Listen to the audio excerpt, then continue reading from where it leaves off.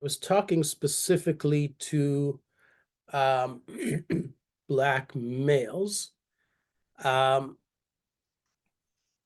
I think the first thing that I would say is in order to be a powerful person, it begins with responsibility. It begins with taking responsibility for yourself and for your choices and for the outcomes of those choices.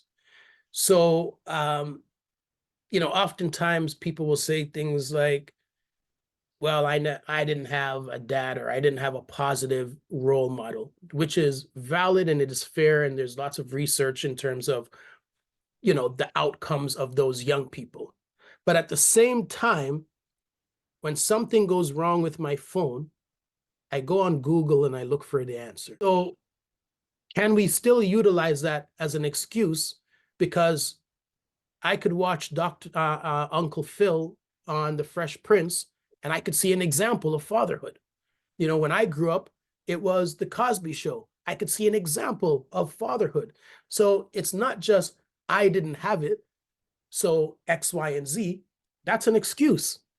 Because if you want to see an example, there are examples and you can look for the examples. So the first thing I would say is you have to take responsibility.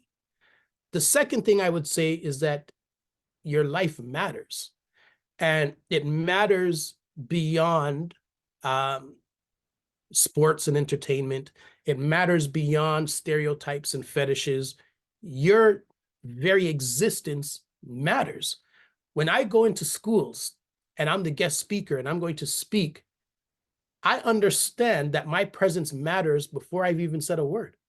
Because when the kids come in and they're like, oh, there's a Black guy who's going to be at the front, who's going to be talking, even before I've said a word, that is significant. My presence matters.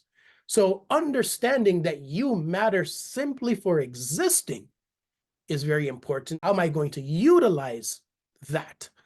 And then the last thing that I would say is that you're allowed and supposed to be happy.